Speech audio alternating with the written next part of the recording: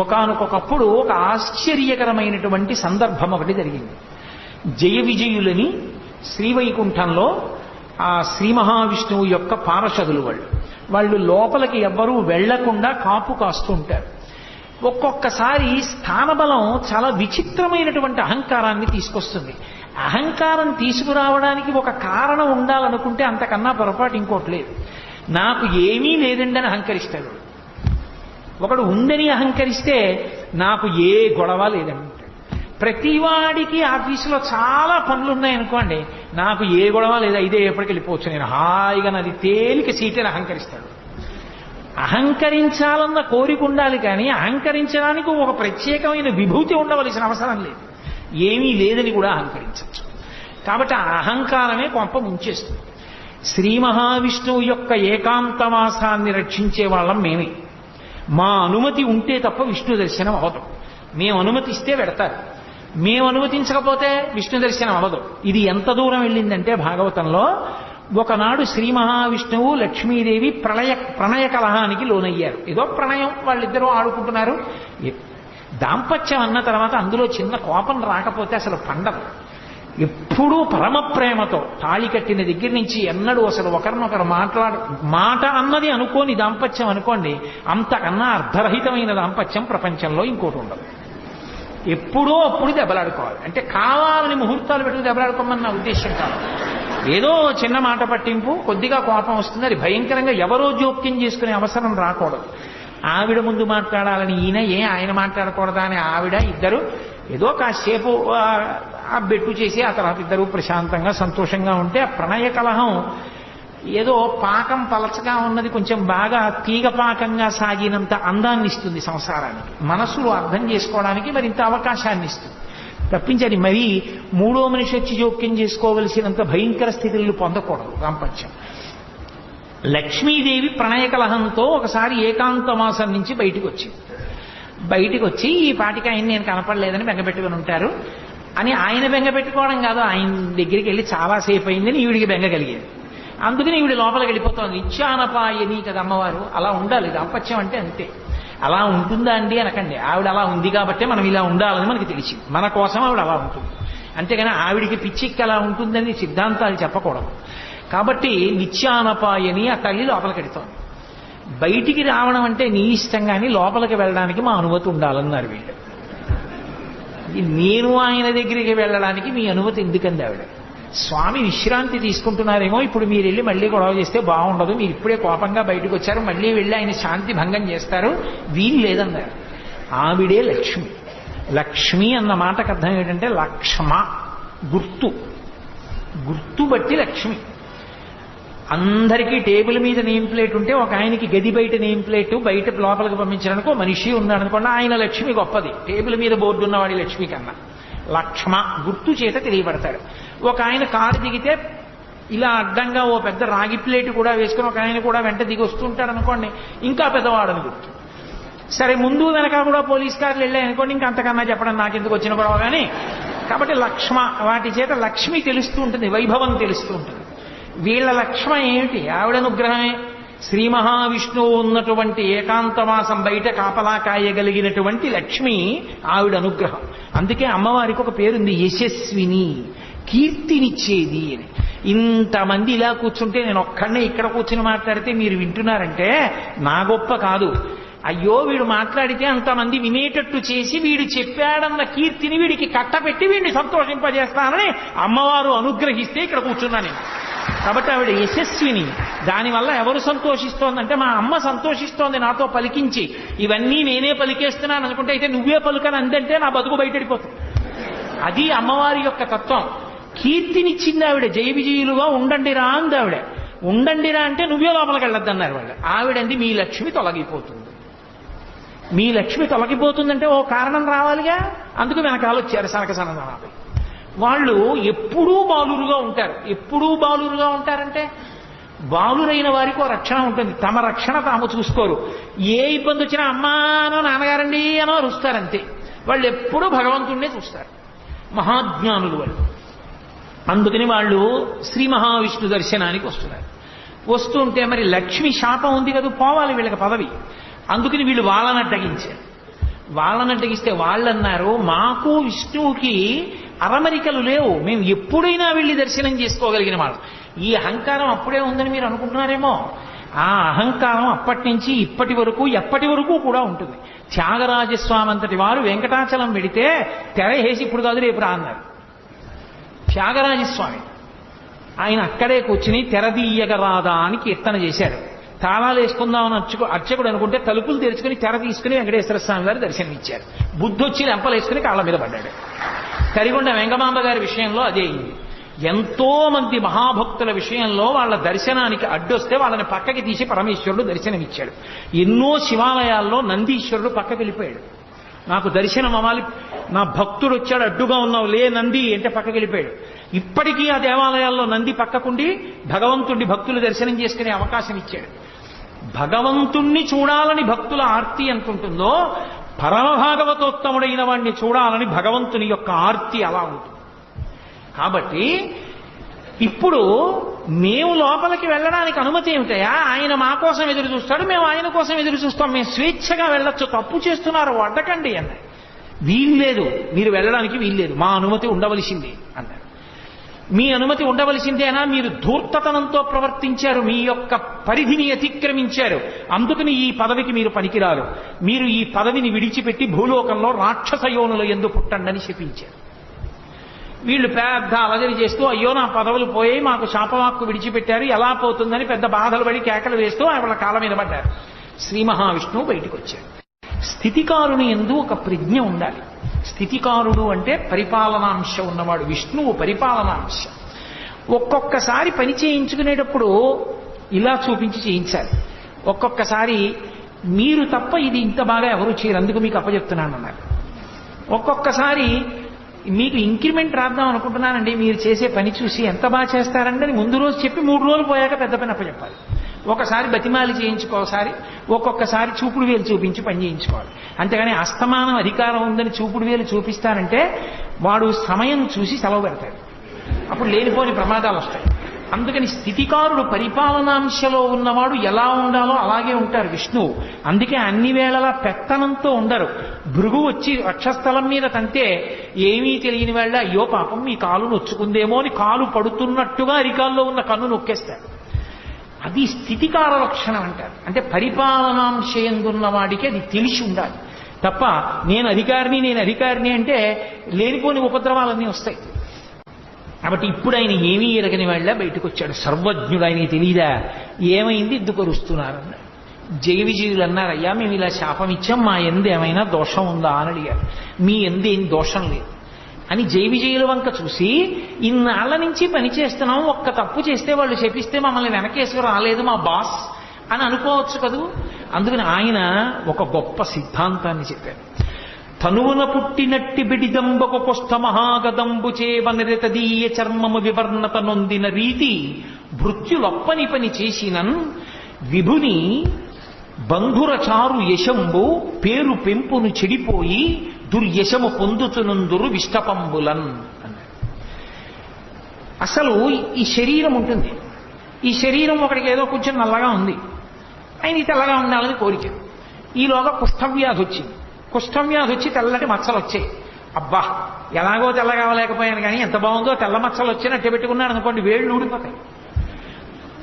తనువున పుట్టినట్టి బెడదంబకు కుష్ఠ మహాగదంబు చేవనరితదీయ చర్మము వివర్ణత నొందిన రీతి, తన శరీరంలోనే పుట్టిన కుష్ఠవ్యాధి తన శరీరంలోనే పుళ్ళు పుట్టి చీవు నెత్తురు కారి పురుగులు వాలేట్టు చేసినట్టు భృత్యులొప్పని పని చేసిన నా భృత్యులే కదా అని తప్పు చేసినా వెనకేసుకు రావడం అలవాటైతే, ప్రభువు యొక్క బంధుర చారు యశంబు పేరు పెంపును చెడిపోయి దుర్యశము పొందుతునందురు విష్టపంబులన్.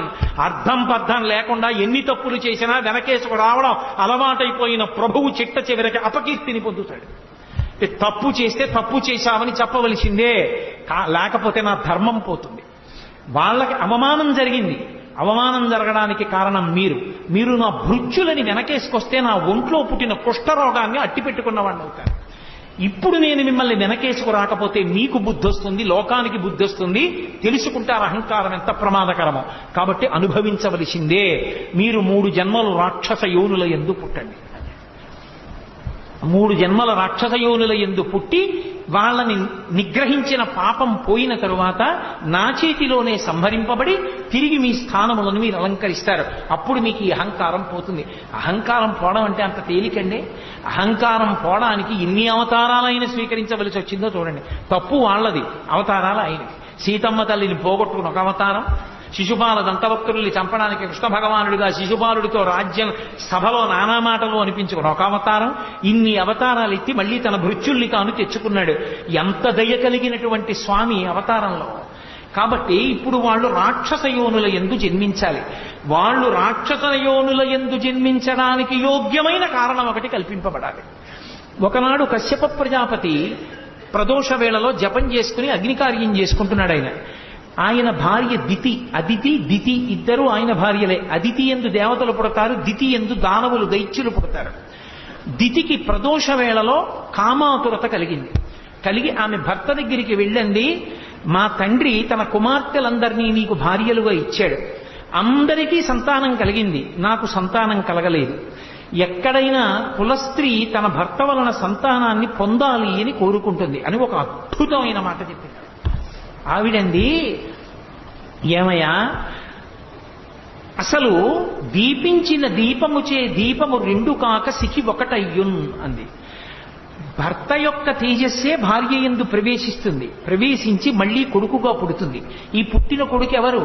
భర్త యొక్క తేజస్సే. కాబట్టి భర్తయే మళ్ళీ కొడుకు రూపంలో ఆమె శరీరంలోంచి బయటికి వస్తాడు. అది ఆడదాని హక్కు, భార్య యొక్క హక్కు. దాన్ని కాదు అనడం ఎలా? కాబట్టి నువ్వు నన్ను అనుగ్రహించి నాకు సుఖాన్ని ప్రసాదించి నేను అయ్యేటట్టుగా అనుగ్రహించు అందావిడ. అంటే ఆయన అన్నాడు, తప్పకుండా ఇది కోరరాని కోరిక కాదు, ఒక భార్య భర్తని అడగవలసిన కోరిక. కానీ సమయం అని ఒక మాట ఉంది కదా లోకంలో. ధర్మం దేన్ని ఆశ్రయించి ఉంటుంది అంటే కాలాన్ని కూడా ఆశ్రయించి ఉంటుంది. ఏ కాలమునందు ఏ పని చెయ్యాలో ఆ పని చెయ్యాలి తప్ప ఏ కాలమునందు ఏ పని చెయ్యకూడదో ఆ పని చెయ్యకూడదు. శ్రీరామాయణం సుందరకాండలో వాల్మీకి మహర్షి అంటారు, మహాత్ములకు కూడా కోపం వస్తుంది. ఎందుకు కోపం వస్తుంది అంటే కర్తవ్యం అకృతం కార్యం సతాం మన్యుముదీరయేత్ అంటారు. చెయ్యవలసిన పని చెయ్యడం కాదు, ఏ సమయానికి చెయ్యాలో ఆ సమయానికి చెయ్యకపోతే కోపం వస్తుంది. కాబట్టి ఇది భార్యాభర్తల సంగమ సమయం కాదు.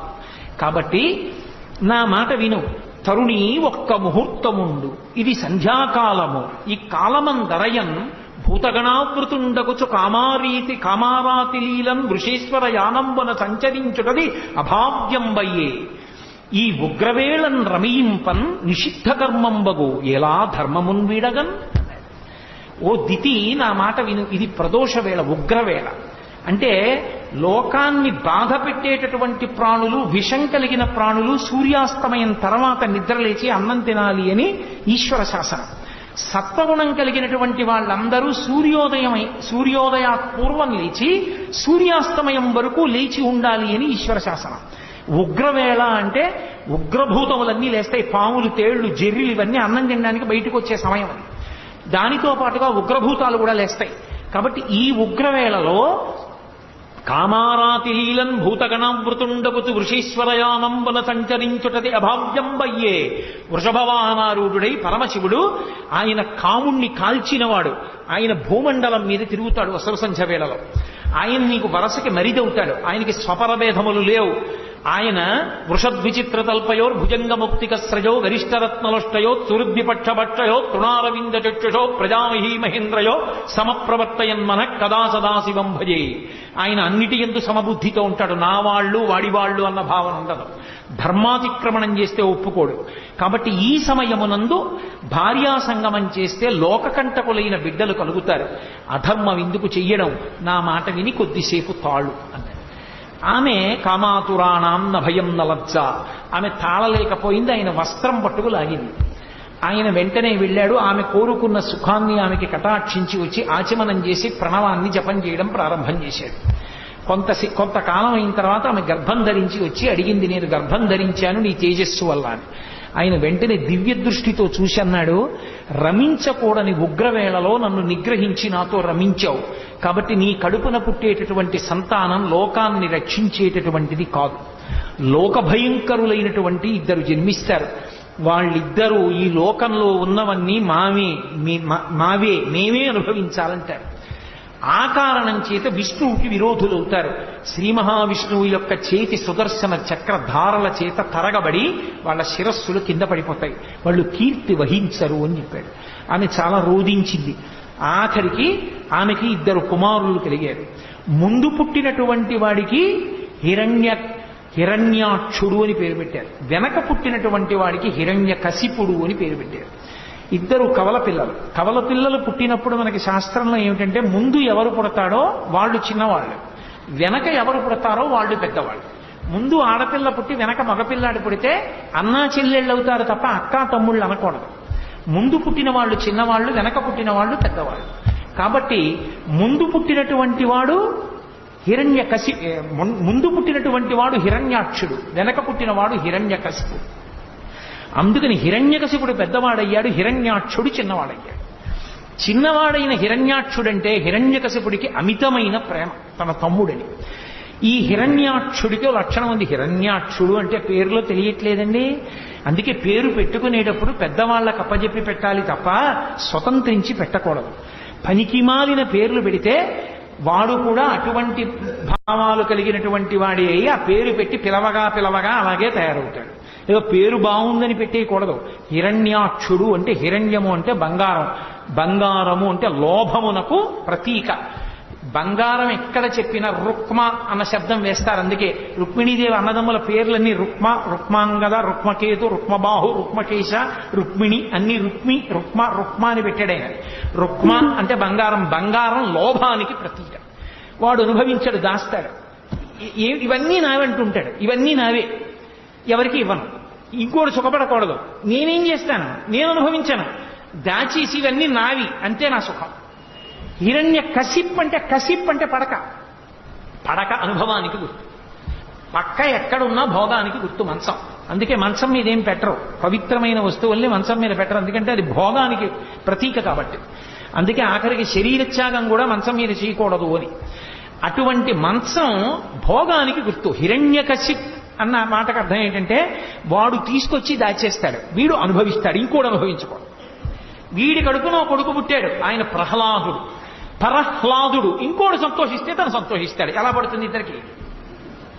అక్కడ వచ్చింది పేచి. అది హిరణ్యకశిప ప్రహ్లాద హిరణ్యాక్ష హిరణ్యకశిప వృత్తాంతం అంటే. అందుకని అక్కడ లక్ష్మీ విష్ణువుల యొక్క శాసనం సనకసనందనాదుల మాటను అనుసరించి ధర్మమునందు బుద్ధి ఎక్కడ నిలబడదో అక్కడ ఇలాంటి బుద్ధులు పుట్టుకొస్తాయి. అందుకని దితికి పుట్టింది ఈ బుద్ధి. దితికి పుట్టారు వీళ్ళొచ్చి. వాళ్ళకి హిరణ్యాక్ష హిరణ్యకశిపులు అని పేరు పెట్టారు. ఈ హిరణ్యాక్షుడు ఒకానొక సమయంలో ఒక ఉపద్రవం జరిగింది ఈ లోకానికి. ఏమిటా ఉపద్రవం అంటే నేను చెప్పానే, కల్పాంతమనందు ప్రళయం వస్తుందని. ఆ కల్పాంత ప్రళయమునందు సముద్ర జలాలన్నీ వచ్చి భూమి మీద పడిపోతే ఈ భూమి అంతా కూడా ఆ నీటిలో అడుగుకు వెళ్ళిపోయి పాతాళలోకం దగ్గరికి చేరిపోతే భూమి లేదు. నిన్న మీతో చెప్పా, శ్రాద్ధదేవుణ్ణి మనువుని చేసి మనువుని పిలిచి బ్రహ్మగారు అన్నారు, నువ్వు భూమిని ధార్మికంగా పరిపాలించు, సంతానాన్ని ఉత్పత్తి చెయ్యి అన్నారు. ఆయన అన్నాడు, భూమి ఉంటే కదా నేను పరిపాలించడానికి ధార్మికంగా. ప్రళయ జలాలలో అది కిందకి వెళ్ళిపోయింది, పాతాళం దగ్గరికి వెళ్ళిపోయింది. దాన్ని ఎవరు పైకి తీస్తారు? తీసుకొచ్చి పైకి ఎత్తితే కదా నేను దాన్ని పరిపాలన చేయడం అన్నాడు. ఆయన అలా అనగానే చతుర్ముఖ బ్రహ్మగారికి తుమ్మొచ్చింది. ఆయన తుమ్మారు. తుమ్మగానే ఆయన ముక్కులోంచి కింద పడ్డాడు ఒక ఆయన. యజ్ఞవరాహమూర్తి అర్ధి అంగుష్టమాత్రదేహంబుతోడ జననమంది వియత్తల స్థాయి ఎగుచు అంతలోనే భూరిగజ ప్రమాణమయ్యే అతటి వారికి అద్భుతముగా అన్నారు. ఆయన ముక్కులోంచి కింద పడ్డవాడు చిన్నవాడు కింద పడ్డాడు. కింద పడి అందరూ చూస్తుండగానే భూమి ఆకాశములు నిండిపోయేటట్టుగా పెరిగిపోయాడు. ఆ పెరిగిపోయినది వరాహావతారం. ఆ వరాహావతారం యజ్ఞవరాహమూర్తిగా వచ్చాడు. యజ్ఞవరాహము అన్న మాటకు అర్థం ఏమిటంటే యజ్ఞమునందు వాడేటటువంటి పదార్థములు ఏ ఉంటాయో, సృక్కు, స్రవము, ఆజ్యపాత్ర, ఇలాంటివన్నీ కూడా ఆయన శరీరమునందు భాగములుగా మారిపోయి, అంటే పరమమంగళ స్వరూపాన్ని పొంది ఇప్పుడు సముద్రం లోపల భూమి ఉండిపోయింది. వీడికి లోభం కదు హిరణ్యాక్షుడికి, ఆ వెళ్ళిపోయిన భూమి నాదే అన్నాడు. అని ఎవరూ అక్కడికి రావడానికి వీల్లేదు, ఇదంతా నాదే అన్నాడు. లోభ బుద్ధి అంటే అంతే. ఎక్కడ ఏం ఉండనివ్వండి. ఎందుకు పనికి వస్తుందండి అని అడిగారు అనుకోండి, ఎక్కడికో వెళ్ళి ఏమిటో 150 ఎకరాలు కొన్నానంటాడు బీడు. ఎందుకు అన్నారనుకోండి, చాలా చిత్రమైనటువంటి ఉంటాయి. అక్కడ ఓ మేడ కడితే ఓ 10 మంది బతుకుతారు.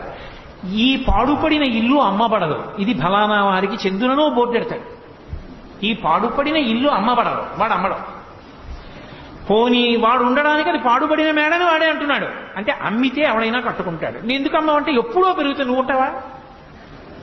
ఇప్పుడు అమ్మితే పోనీ 10 మంది మేడ ఉంటుందిగా, నీ తర్వాత వాళ్ళకి పోనీ డబ్బు పెరుగుతుందిగా, ఇవ్వవయా అంటే ఇవ్వడు సరిగా బోర్డు పెడతాడు, అమ్మబడదు. లోభం అన్న మాటకు అర్థం అది. నువ్వు తింటావా?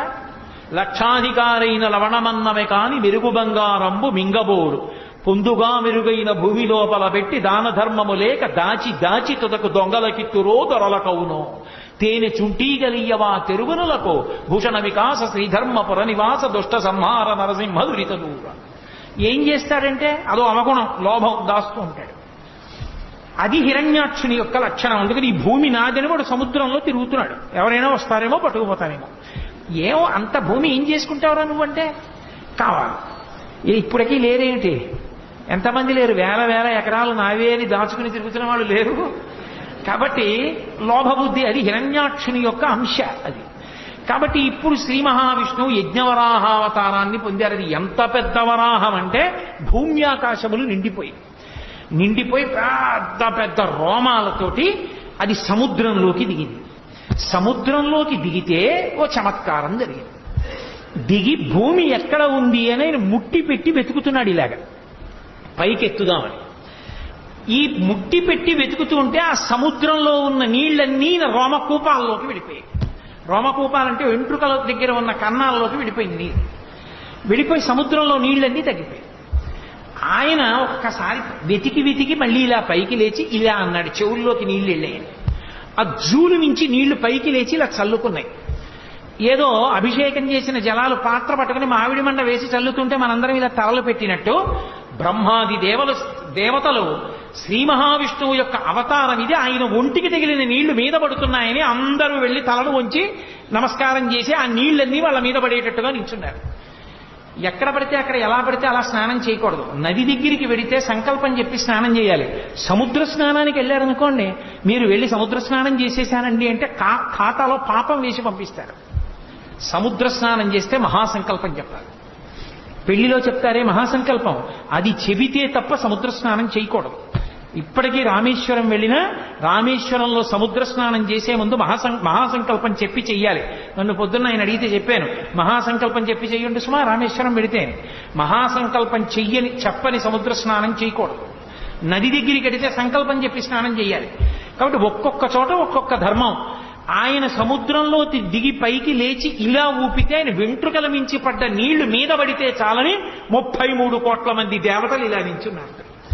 లీలాశుకుడు అన్నాడు కృష్ణకర్ణామృతంలో, యద్రోమరంధ్ర పరిపూర్తి విధావదక్షౌ ఆరాహ జన్మని బభూవ రమీ సముద్రాః తం నామనాథమరవింద దళం యశోదా పాణిద్వయంతర జలై స్నపయాం బభూవా అన్నాడు. ఓ శ్రీ మహావిష్ణువా, మీరు యజ్ఞవరాహమూర్తిగా అవతారమెత్తి సముద్రంలోకి దిగితే సముద్రంలో ఉన్న నీళ్లన్నీ మీ రోమకూపాల్లోకి వెళ్ళిపోయాయి. అసలు స్నానానికి సరిపోలేదు, బట్ట తడవలేదు, ఒళ్ళు తడవలేదు. అదే మీరు శ్రీకృష్ణ పరమాత్మగా వస్తే నా మోచెయ్యంతుండి ఆ గోపకాంత తొడల మీద పడుకోబెట్టుకుని ఆ యశోదాదేవి ఇలా దోషిటితో నీళ్లు తీసి మీ ఒంటి మీద పోస్తే పాణిద్వయాంతర జలై స్నపయాం బభూవ. ఆ గోపకాంత అయిన యశోదాదేవి దోషిట్లో నీళ్లు మీ ఒంటి మీద పోసుకోవడానికి సరిపోయాయి. ఎంత విచిత్రమయ్యా! ఒక అవతారంలో సముద్ర జలాలు సరిపోలేదు, ఒక అవతారంలో ఒక గోపకాంత దోషిట్లో నీళ్లు సరిపోయాయి. మహానుభావ, ఏదైనా నీకే చెల్లింది. అలా సముద్ర జలాలన్నీ ఆయన శరీరంలోకి వెళ్ళిపోయాయి. వెంటనే ఆయన ముట్టితో తడిమి పాతాళంతో కలిసిపోయి ఉన్నటువంటి భూమిని పైకెత్తి తన దంస్ట్ర మీద నిలబెట్టాడు. కోర మీద నిలబెట్టి పైకెత్తి భూమిని తీసుకొస్తున్నాడు సముద్ర జలాల నుంచి. అదొక అద్భుతమైన స్వరూపం. భవిష్యోత్తర పురాణంలో ఇప్పటికీ ఒక మాట ఉంది, వ్యాసుల వారు ఒక మాట చెప్పారు. అలా దంస్ట్ర మీద భూమిని నిలబెట్టినటువంటి మూర్తిని కానీ వెంకటాచలంలో ఉన్న మూర్తి అపురూపమూర్తి, ఏదో భార్యాభర్తలు గుసగుసలాడుకుంటున్నట్టుంటుంది. స్వామివారు ఇలా ఉంటే లక్ష్మీదేవి ఇలా ఉంటుంది వక్షస్థలం మీద అడ్డంగా. ఆమె చెవు ఇలా ఉందేమో, ఆమె చెవి అయ్యవారి నోటి దగ్గరికి వస్తుంది. అయ్యవారు అమ్మవారితో ఏదో మాట్లాడుతున్నట్టు ఆవిడ గుండెల మీద చెవి పెట్టి వింటున్నట్టు ఉంటుంది. అపురూపమైన మూర్తి ఆదివరాహమూర్తి. ఆదివరాహమూర్తి మీద ఒక ప్రత్యేకమైన స్తోత్రం ఉంది. ఆ స్తోత్రాన్ని నియమబద్ధంగా చదివినటువంటి వాళ్ళకి లభించనటువంటి కోరిక ఉండదు, అంత శక్తివంతం. అందుకే శంకరాచార్యుల వారంతటి వారు సౌందర్యలహరి చేస్తూ అమ్మవారి మీద శ్లోకం చెప్తూ పరమ విష్ణు భక్తుడు శంకర భగవత్పాదుడు. అందుకే అమ్మవారి పాదం సంసారం అనేటటువంటి సముద్రంలో మునిగిపోయిన వాణ్ణి పైకెత్తడంలో ఎటువంటిది అంటే, సముద్రంలో మునిగిపోయినటువంటి భూమిని పైకెత్తినటువంటి ఆదివరాహమూర్తి యొక్క కోర వంటిది అని అవిద్యానామంతస్తిమిరమిహిరోద్దీపనగరీ జడానాం చైతన్య స్తబక మకరంద శృతిఝరి దరిద్రాణాం చింతామణిగుణనికా జన్మ జలధౌ నిమగ్నానాం దంస్ట్రా మురరిపు వరాహస్య భవతి అన్నారు. దంస్ట్రా మురరిపు వరాహస్య భవతి. తన కోర మీద భూగోళాన్ని నించోపెట్టి సముద్ర జలాల్లోంచి అడుగులు పైకి వేస్తూ వస్తున్నాడు. వీడు చూశాడు హిరణ్యాక్షుడు. నాది నాదిని కదు భావన, నువ్వెవడు వెతుకుపోతున్నావు నాది అన్నాడు. ఆయన ఏం మాట్లాడలేదు, భూమిని పైకి తీసుకొస్తున్నారు. భూక అంతా ఆయన్ని గట్టిగా కౌగిలించుకుంది. ఈయన గదలతోటి త్రిశూలంతో ప్రహారం చేశాడు. ఇద్దరి మధ్య ఘోరమైన యుద్ధం జరుగుతోంది. ఎలా?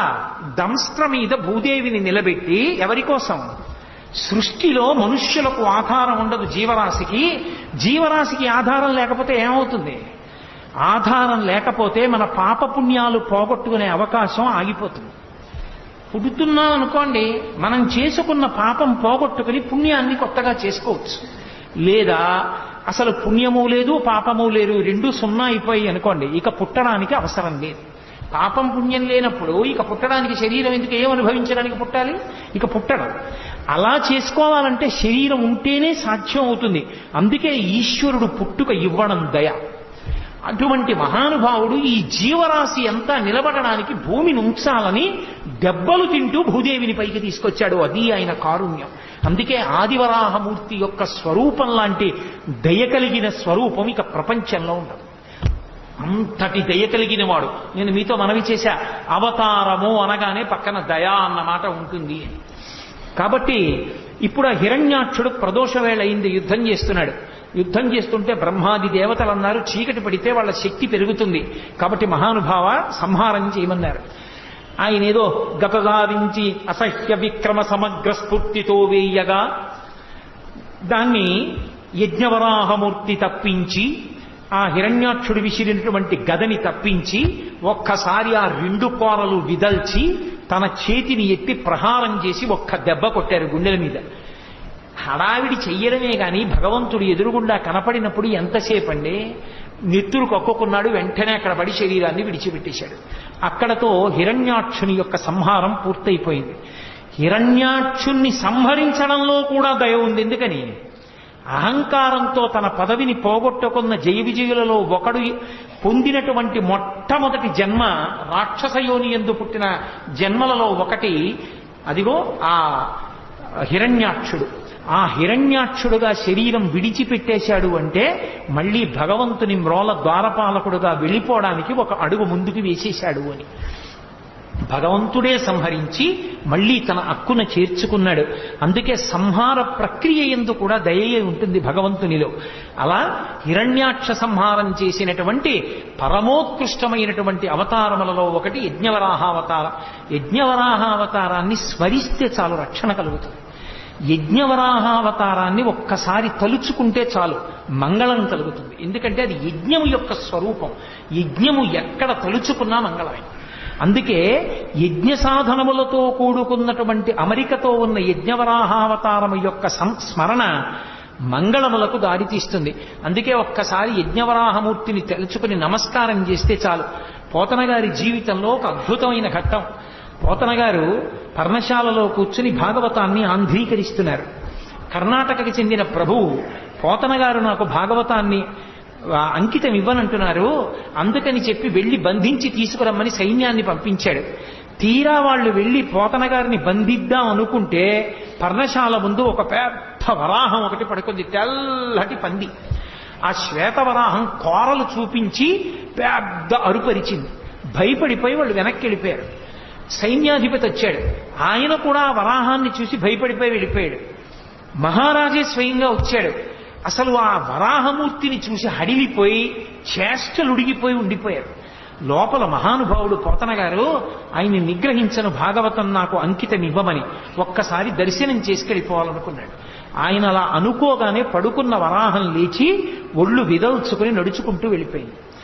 ఈయన లోపలికి వెళ్ళాడు. రాజు తన పరివారంతో వెళ్ళి పోతన గారి దర్శనం చేసుకుని నమస్కరించి, అయ్యా నేను మీ పర్ణశాలలోకి వద్దాం అనుకున్నాను, బయట అంత పెద్ద వరాహం పరుకుని అరుస్తోంది, ఆ అరుపు మీకు వినపడలేదా, మీరు ఎలా ఆంధ్రీకరిస్తున్నారన్నారు. పోతన గారు రెండు చేతులు ఎత్తి నమస్కరించి అన్నారు, నేను యజ్ఞవరాహమూర్తి ఆవిర్భవించినటువంటి ఘట్టాన్ని ఆంధ్రీకరిస్తున్నాను. మీరు బహుశः భాగవతాన్ని బలవంతంగా పుచ్చుకోవాలని వచ్చారు. ఆ యజ్ఞవరాహమూర్తియే నా పర్ణశాల బయట పడుకుని నన్ను రక్షించారన్నారు. పోతన గారిని రక్షించినటువంటి అవతారం ఆ యజ్ఞవరాహ అవతారం. అంతటి అద్భుతమైనటువంటి స్వామి, అంతటి అద్భుతమైనటువంటి అవతారమూర్తి. అటువంటి యజ్ఞవరాహాన్ని స్మరించడం చాలు.